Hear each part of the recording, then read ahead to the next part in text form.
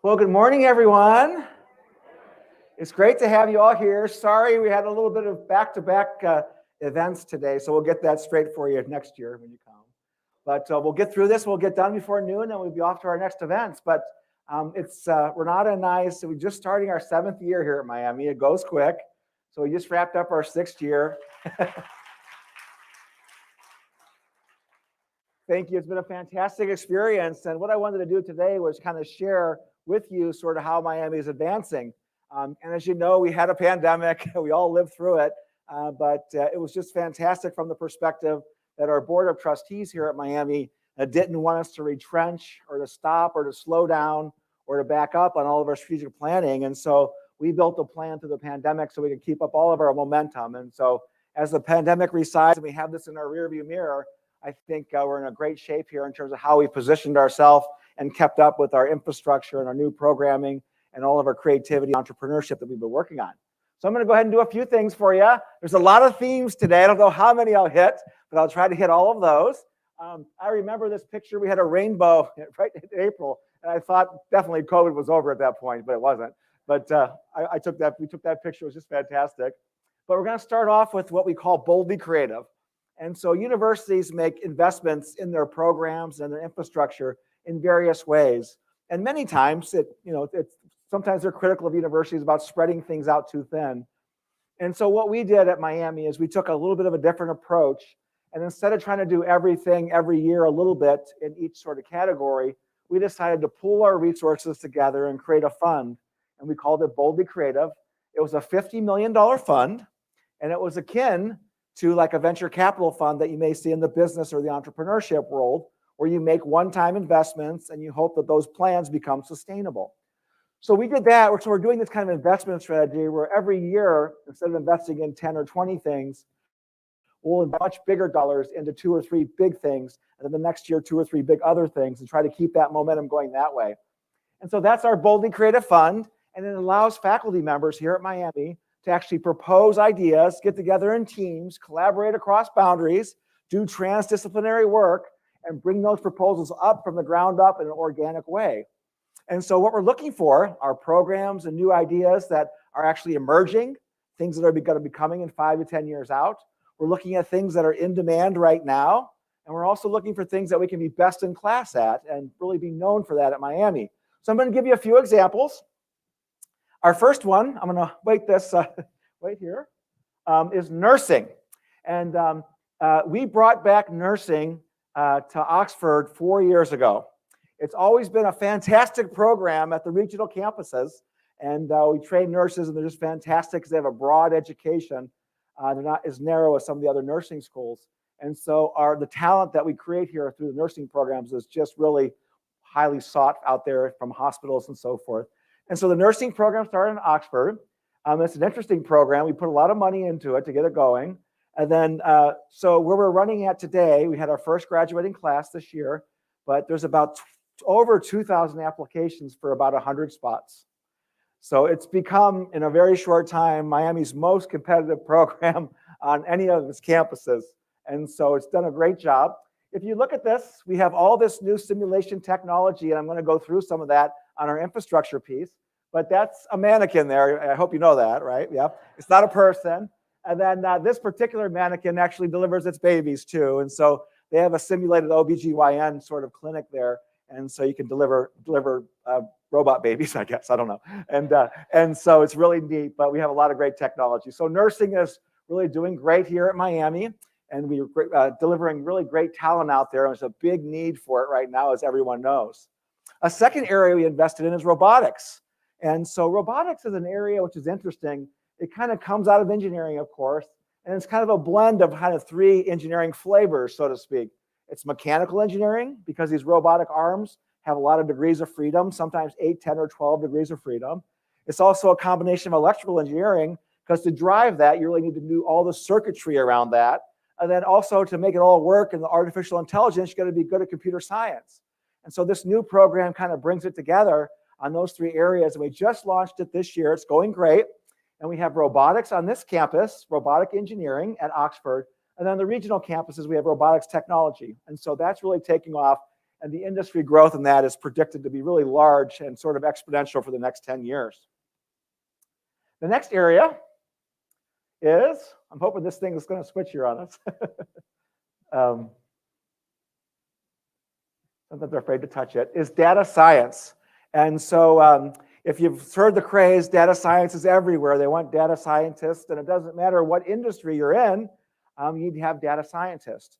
And so what is a data scientist? Well, some people say a data scientist has to know more computer science than a statistician, and then a data scientist has to know more statistics than a computer scientist. And so it's just, I guess, this blended kind of degree program where we're trying to bring together just different areas. And so we have new programs there that are at the Bachelor of Science level. So if you want to get really involved in the algorithmic pieces of it, you can get involved with that and come at it from a mathematical standpoint. And then we also have one more at the analytics level, so the application level. And we came out with a new degree program here, which is a Bachelor of Arts in Data Science. And we're combining three things to it. First, we're looking at making sure they can code, so the computer science, and then making sure their math is strong in the statistics. And then each student gets to be an architect of their curriculum and pick an industry specialty.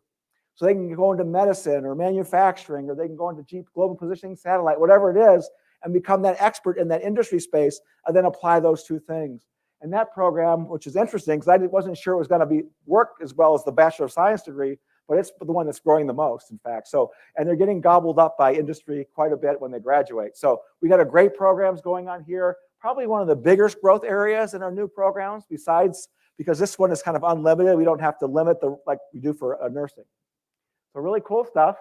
And then esports. So now it's a degree. So esports, if you have children or grandchildren, or they play these games, and they're really fantastic. They're a lot of fun. Some are really intellectually challenging, and now they have gaming for all kinds of different areas for health and wellness and all that great stuff. So there's a lot of social good to it.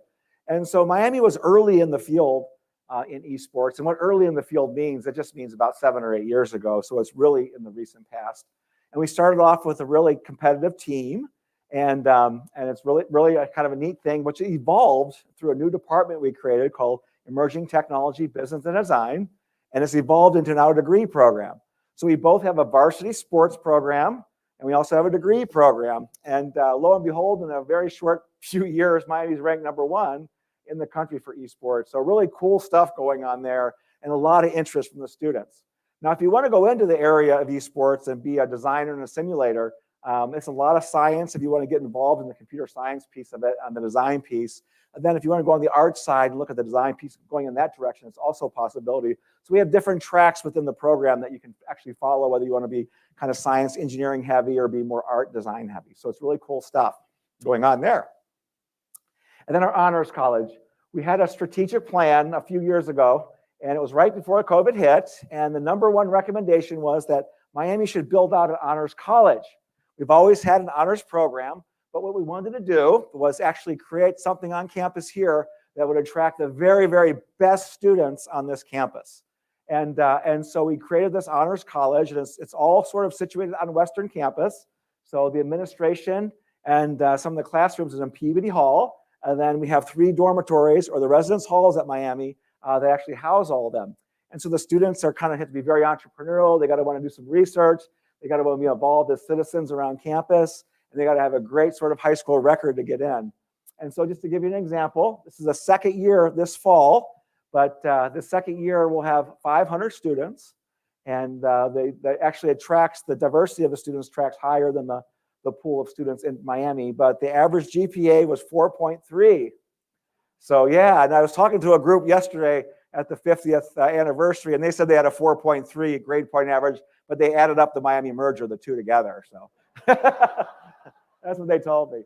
So this is really awesome. The students are fantastic, and so it was a great investment, and it's just off doing great things. And we get students in there that are coming. They could go to any Ivy League school in the country, but they're coming to Miami.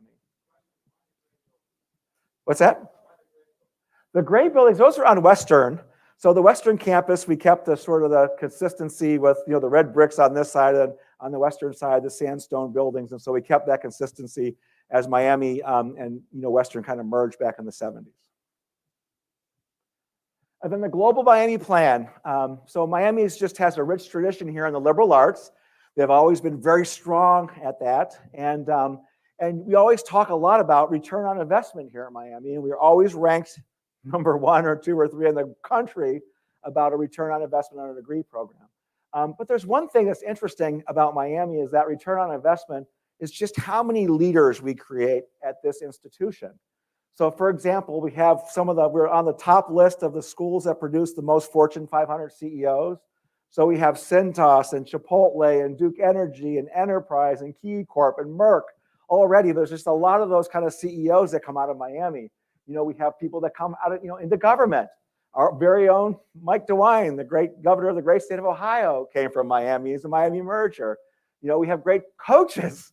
And so, John Harbaugh at the Ravens. And then this year we had Sean McVey, who won the Super Bowl for the Los Angeles Chargers. So we have great coaches.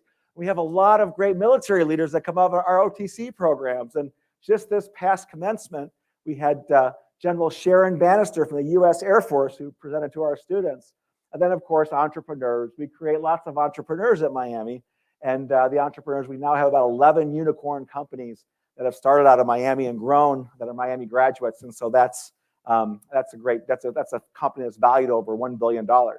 And so we really attribute that leadership quality to the broad and the breadth of education you get here at Miami through our Global Miami Plan, that liberal arts core that we all take. And so we had a group of team of faculty members that reimagined it this past few years, and we're phasing it in. And it's going to have 3 foundational areas. First, the foundational courses, which are the traditional social sciences, and humanities. And then it's going to have signature inquiry areas where the students tackle a big problem, such as diversity, equity, inclusion, public health, climate change, energy, one of those big topics of our time. And the third area is knowledge and action. So they'll tackle a big research problem and try to answer a question that nobody else in the world has answered before. And so we're putting this all together. It's a more practical kind of hands-on kind of sort of Miami Plan degree, but we're really excited about this and moving our liberal arts curriculum forward for every student, independent upon what your major is. Let me pivot to infrastructure. So I talked about some of the new programs, and there's many more. In the last 2 years, we've actually created about 23 new degree programs, 10 new master's degrees, and a lot of certificates. And so now you can take a graduate certificate program and kind of stack those up towards a degree in the future. But we also kind of aligned our investments with our infrastructure and tried to really move that forward so that our investments are sort of stacking on top of each other.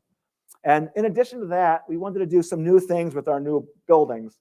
And that was, one, to be very transdisciplinary. So get people working across boundaries and having them working with different disciplines. And we wanted it to be very collaborative to make sure that design of those spaces, classrooms and research labs and everything like that comes together in such a way that people collaborate. And so that was sort of our key criteria to build these new buildings. So if you've been down there on South Campus Avenue, over there by the hockey arena, the Goggin, you see the new Clinical Health Sciences building. It's getting close to look like this. This was a rendering, but now it's come to life, and we're getting very close. We've come through the whole pandemic, and we didn't have too much issues on the supply chain, and so we're actually going to get this done about 4 months early. But the neat thing about this building is it involves three programs in the building from 2 different colleges. So we'll have nursing in the building. We'll have our well-known and well-respected speech pathology and audiology program in the building. And then we're launching a brand new physician's assistant program in the building. So those 3 will be in there. And then in addition, what we did is we created a public-private partnership with TriHealth. And so TriHealth is the organization here. It's a big healthcare system in the greater Cincinnati and Ohio area that actually is going to come in. They're actually coming into this new building, and they're our partner right now that takes care of our student health. And then we'll have our student health counseling there and mental health counseling in there.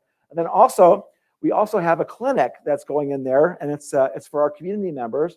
It's called the Speech and Hearing Clinic, and they service about 1,000 community members per year, a lot of hearing aids and those kind of things. And so they'll be in that building as well. So we're really bringing together different colleges. We're bringing together partners from the outside and also creating our institutes and our clinics inside as well. So this is going to be really awesome. If you have a chance to go by it, you can see it. It's getting very close to being done. All right.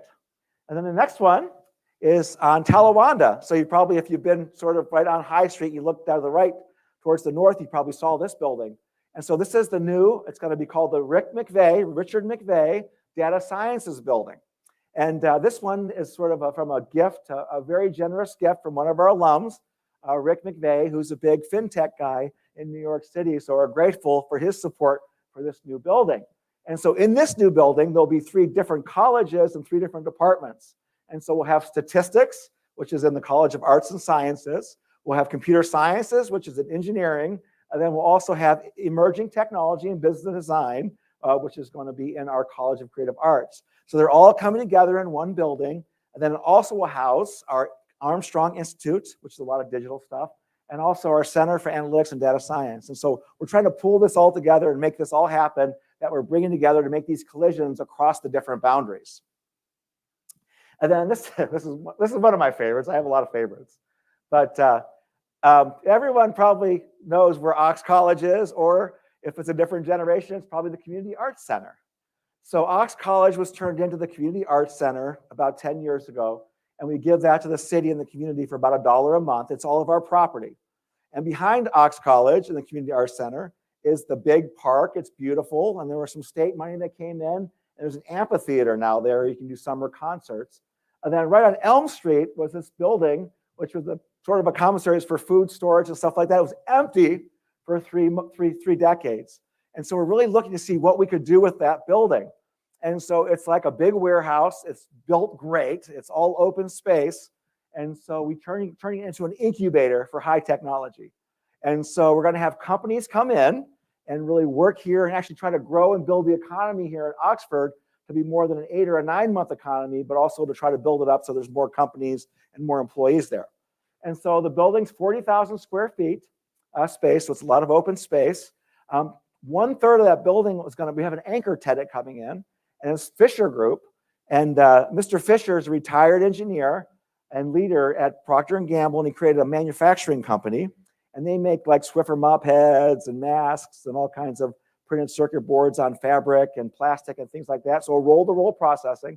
So that'll be in the building. And then the other 2/3 will be for our entrepreneurial students and faculty and staff and community members that actually want to build and start a company. And so we're very excited about this effort. The one neat thing about this is that it really forms a block. So now we'll have this high-tech incubator with all this technology and entrepreneurs. And then in front of it, we have the Community Arts Center. And the Community Arts Center is full of creatives. And so on that floor, if you remember Ox College, maybe you even lived in Ox College, but the 3rd floor are those, the dorm rooms, and they turned them into offices for creatives. And so a lot of sole proprietors, musicians, photographers, sculptors, paper makers, painters are all in there in that building. And so there's 32 of them. And so we're trying to see if we can combine the technology with all the sort of the creatives and really get a really vibrant community and a vibrant economy going here based on those 2 things. So it's really great building, and you're going to love it. It's going to be done in January. So we can't wait for that coming up.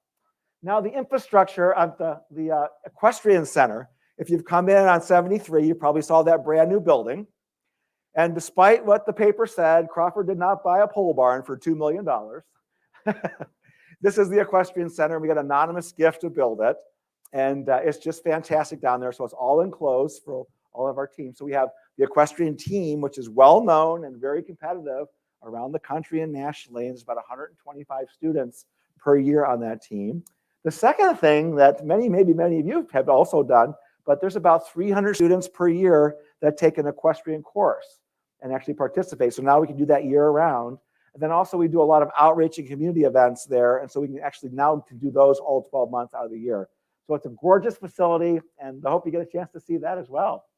And then next up, we're going to focus in on our Center for Performing Arts, and it's in the College of Creative Arts, and it's really awesome there, and it needs a facelift and some renovations. But so the theater in there is actually going to be kind of neat. They're going to transform it into multi-use.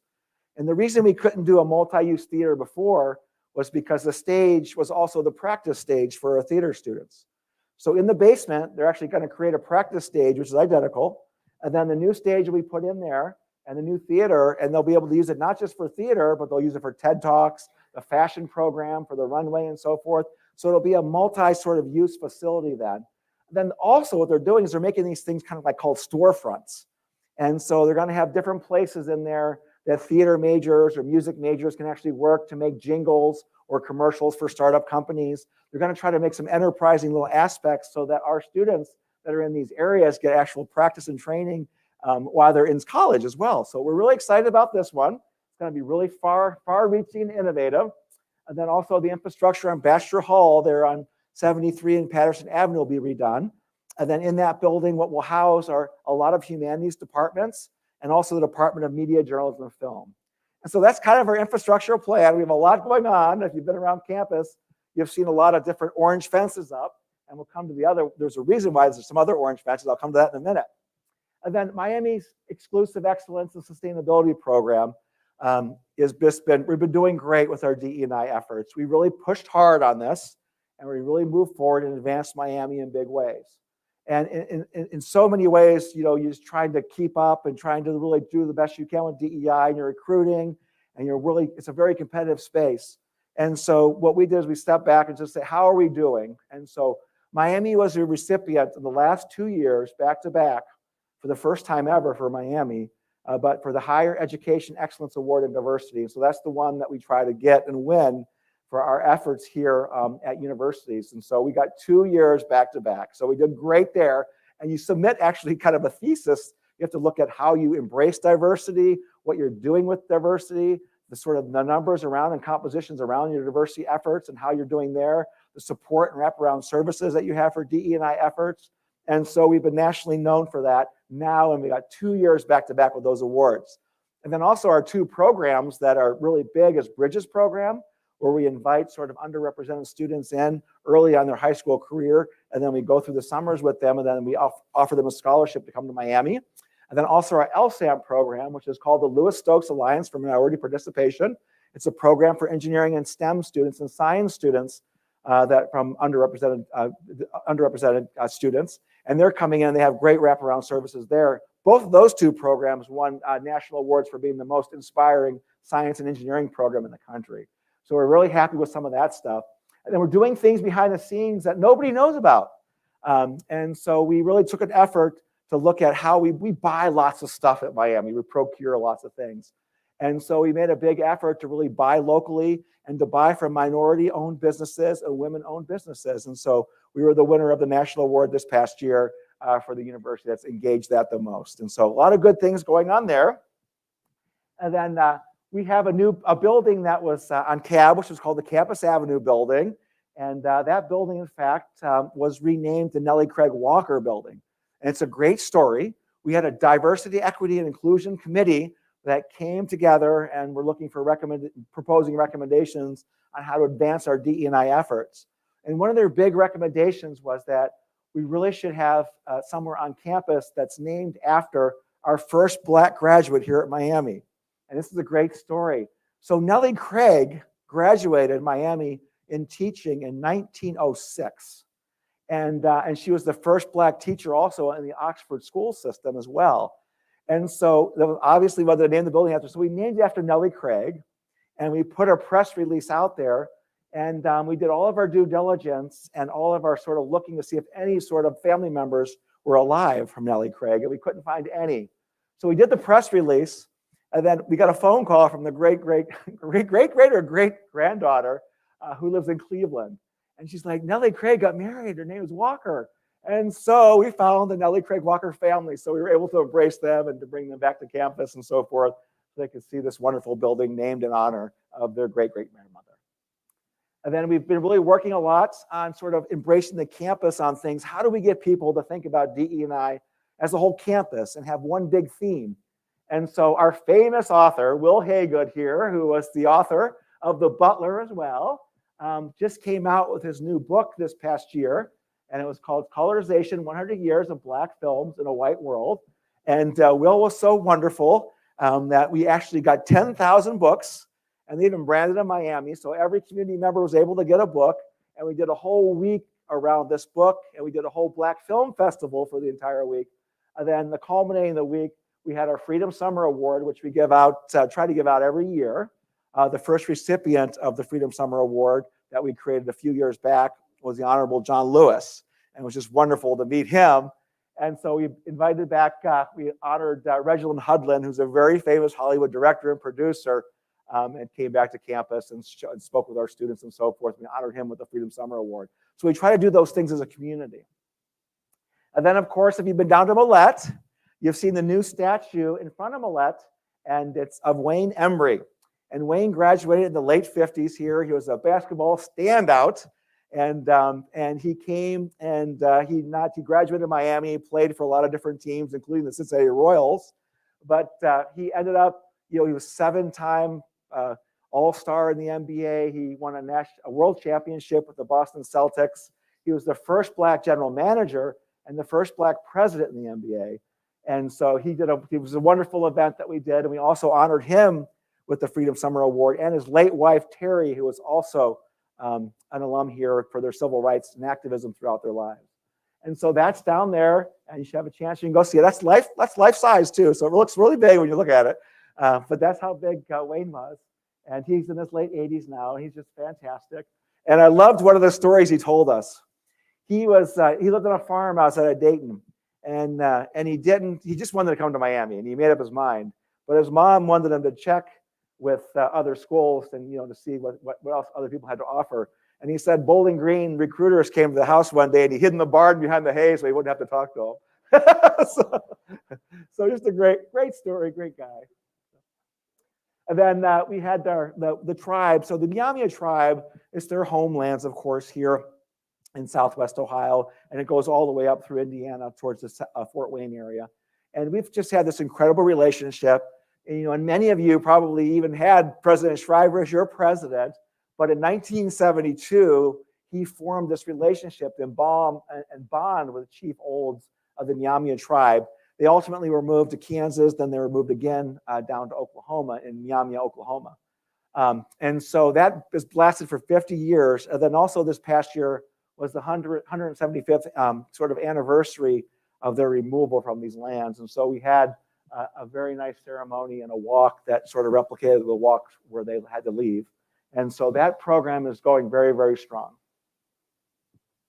All right. Let's see here. And sustainability. We're really excited about this. So if you've seen all the fences up around campus, that's more sustainability work. But over the past decade, one of our big phases here at Miami was geothermal. So everyone has something by them that you can find alternative energy. Some have sun and can use solar cells. Some have wind and you can use windmills. We have water and geothermal. So we use the ground as a battery. We push water down in the winter, that's hot, and it comes back cold. In the summer, it comes back cold. And in the summer, we take hot air, or cold. In the winter, we take the cold and push it back and bring out the heat. And so we just do it that way. We use the ground as a battery, so to speak. And so in the past decade, Miami's efforts actually have resulted in our carbon footprint and also our expenditures on heating and cooling being reduced by more than 50% per gross square foot of our building space. So it's just incredible. Now, we didn't see it anywhere, so what's going to happen next time you're here? We're putting signs up around campus because we want people to know, because this is a very important topic for students that are choosing colleges and universities these days. And so what you see on campus, there's a lot of fences out there, but we're also converting, we're sort of into our geothermal phase 2, and we're also converting steam into hot water so that we save all that energy as well. So really good efforts here. And your university has just been ranked a gold star ranking, and it's this competition that they have for universities to see where they rank. And so we got a gold medal for that this year. So we're very excited about how well we're doing there. And research excellence. And so we've just been engaged here at Miami and proud of this fact that we always talk about the teacher-scholar model, so that our professors not only do great research, but they also do teaching in the classroom, even with first years. And it may seem like that's the way it always should be everywhere, but it's not. Many places will have just different instructors, graduate students teaching and so forth, gigantic classes, and some of the top researchers won't even see the inside of an undergraduate classroom. That's not the fact here. So the teacher-scholar model is stronger than ever. And then in the past 6 years, we're almost nearly doubled our research sort of grants coming into Miami. So when we get a grant from the government or from a corporation or from a not-for-profit or a foundation, we can actually drive those resources to faculty. We can actually fund students and so forth. So we're doing kind of great things there. I'll give you a few examples. So Andrew Jones and Matt McMurray, one's a professor in engineering, one's in psychology. And you probably know what magic mushrooms are. Yeah, nobody's gonna admit it. But in any event, these magic mushrooms at the right sort of concentrations can be great for sort of depression and anxiety. And so they're actually working on that. They got a company called SciBio, which actually came to Miami, and we gave them space as well. And they actually licensed the technology and our inventions and our patents in this area. So we have this great sort of university-private partnership with this company, and they're developing that actually for the commercial market and taking it through all the approval processes. So that's very, very exciting. We want to do more of this kind of stuff.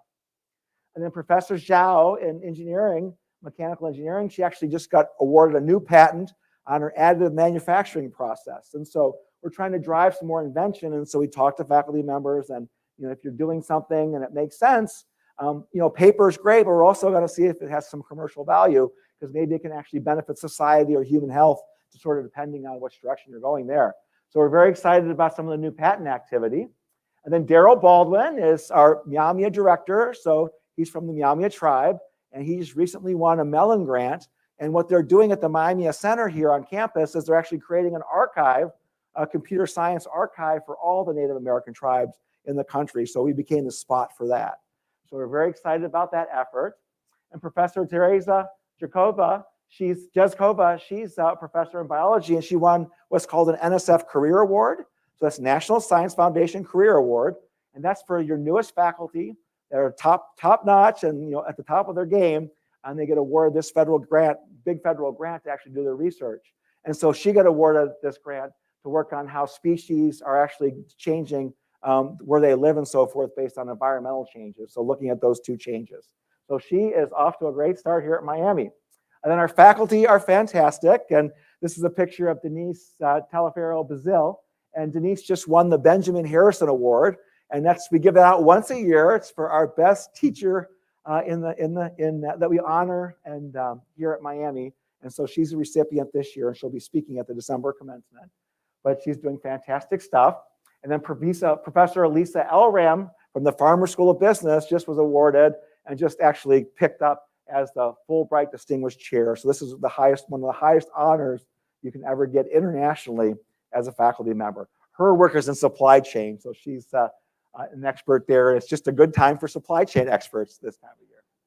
And then Professor Daisy Hernandez is in English in the College of Arts and Science, and she was awarded the National Book Prize, the Penn Jean Stein Book Award, for her book, The Kissing Bug. And so she's doing great things and bringing great visibility to Miami and the students as well. And then Professor Tammy Kernodles in the College of Creative Arts, and she was selected as a curator and scholar in residence for this week-long festival they held in Florida around the Harlem Renaissance. And so she's a musicologist and doing all kinds of great things, but brings that national, international attention because of her expertise to Miami and our students. Let me talk about a little bit about student excellence. And so Ya is a chemistry student from Ghana, and she's getting close to finishing her PhD here in chemistry at Miami, and she's doing it on sort of protein folding, magnetic resonance, and all kinds of great things there. So she's just done a great job here and has many publications and has presented at many conferences so far. And then we had the first time we've had Space Force. And so like the Marines is kind of a branch of the United States Navy, the Space Force just launched, and it's a branch of the United States Air Force.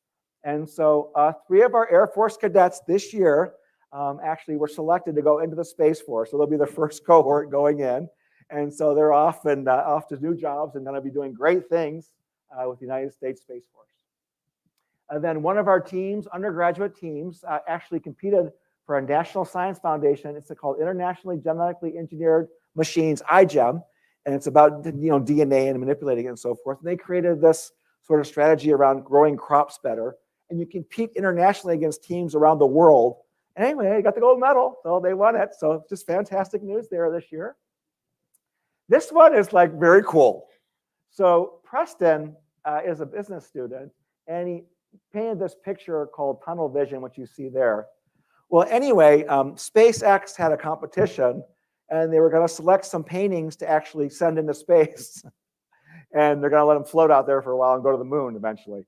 And so what he applied to the competition. And so our Miami student, he won. So his painting is going to be etched into nickel forever, and it's going to go up into space and onto the moon. How about that? That was super cool. And let's talk a little about intercollegiate athletics. And so doing great things there. The one thing that just super proud of as a president is this award that the Mid-American Conference has. It's called the Cartwright Award. And Carol Cartwright was a president at Kent State University and also Bowling Green for years. And she was very, very much supportive and into athletics. And so they named the award after her. But in order to win the award, you have to have three areas of excellence. You got to be great on the pitch, field, ice rink, or court. So competition-wise, you got to be great in the classroom and have great student scholars. And you have to be great in the community and be citizens of your community. And they look at all those areas and they pick one school who's done that well. Well, Miami's won it the last 3 years in a row. Nobody's ever even run it 2 years in a row. And so we're really excited about that because that really just dictates and demonstrates how our, not just student athletes, but our student scholar athletes and student scholar community athletes actually do holistically overall. And then this year, our synchronized skating team, the collegiate team, were national champions. I don't know if you heard. But they bring home everything. And then our senior team actually competed in Worlds. They qualified for World. They were in 6th place in the World Championships as well. So they did a great job. And I don't know if you heard about our softball team, but talk about offense. Man, do they have bats, and we have great pitching. And so the last 3 years in a row, we've won the MAC conference. And this year, when they went to the NCAA tournament, they won a game. We just lost. It was too bad. We lost to Virginia Tech in the last game, and we were up 4-1, and we lost 5-4. So it was kind of a heartbreaker, but they did a great job this year. And Carly Spade, number 7 there on the corner, she broke the home run record, 28 or 29 in the MAC, and she was actually 2nd in the entire country for home runs. And she was the first student on the softball team to become a National All-America this year. So really great things going on in athletics. I just wanted to kind of show you a couple of things about our leadership team. We're really proud. This is our president's executive committee of all the vice presidents and so forth. And so we got a great team, and I'm very proud that it's one of the most diverse in the country. And so we're really happy with that. And then our deans also doing a great thing. We got a lot of great new energetic deans that came in, and they're just pushing the envelope on innovation and entrepreneurship.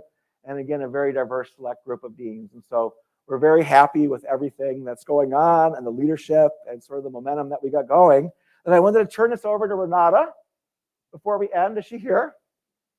There. But she has a few pillars, and we'll wrap it up. I'm going to wait forever. All right, sounds good. So some of you were at my boot camp this morning. Not many. You were. Good. So what we do as health and fitness is really one of my platform areas because of physical fitness being so important to physical health, but also mental health and academic health. So one Saturday a month, we have these workouts, these MOVE Boot Camp, and MOVE stands for Miami and Oxford Value Exercise. So it's for students, faculty, staff, and community members. We have them one Saturday a month during the academic year, and we have like 100 to sometimes even 200 students participating. But we also have the public Ivy run, because when they started, we only had one dog named Ivy. So on every Wednesday morning during the academic year, I asked students, faculty, and staff, or whoever wants to join me on our run around campus. Now there's 2 dogs, so we need to have twice as many people. So if you're interested, we also do spin-in movies with the Crawfords. So we fill the whole rec center with spinning bikes, and we watch a movie and spinning. So these are all just a few efforts of really getting the students involved. And it's such a neat way to interact with the students when, you're just working out together. Then another thing is Miami Women, and that Miami is normally always capitalized, and it stands for the Miami Initiative of Advancing, Mentoring, and Investing in Women. We had our leadership conference a symposium, I should say, in April. We also have a lot of regional events. And one thing so this has been going on about 7-8 years. Also, now we've added in more online and webinars. But about 7 or 8 years ago, we also started a program for collective giving, the Giving Circle members, and I see a few Giving Circle members here, and also a few committee members here. So it's collective giving. Everybody who gives $1,000 then has the right to vote on the projects that are being proposed by the students. Every year we have over $100,000 available. So clearly more than 100 people participating as Giving Circle members. And then students, faculty, and staff, they can propose these really cool ideas that they always wanted to do, but they're just looking for some funding. So funding anywhere, projects from $5,000 to $25,000, they go to a grants committee, then that grants committee narrows it down, and then these students and faculty, they get instructed on how to give, an elevator speech. And so we have Hawk Tank, right after Shark Tank. So we have our own Miami version, and it's just amazing. As of now, we've done this for 5 years, have given out nearly or maybe over $600,000. And the projects that they come up with are just awesome. This year, we could only fund about half the ones that actually made it to the finals because that's the funding we had. But it's just amazing to see what these students are doing. And then the last thing I wanted to mention, this is a program we started. The first cohort came in 2019 of Presidential Fellows. So you heard about the Honors College, then the very ultimate level of students. And we usually get about 1,500 applications, then about 80 to 100 come on campus for a showcase, and we get to select 15 of those, so 1,500 to 15. Their GPA this semester was 4.75, 35 ACTs, but we're just not looking for like amazing academic scholars, but these are amazing people. They want to make a difference in the world. So I'm their faculty advisor. We do quite a bit of different events with them, both academic as well as social. The last one we had, they came over to Lewis Place and they cooked dinner. We had family dinner. Now our family has grown to 60 because we have 15 each year, and now we're full with all 4 a year. So one class cooks for all the rest of us, and it's just absolutely amazing to see what they're doing, and I know they'll go big places. So thank you very much. I hope you are absolutely enjoying your Alumni Weekend and that you're really proud of your alma mater. Love and honor.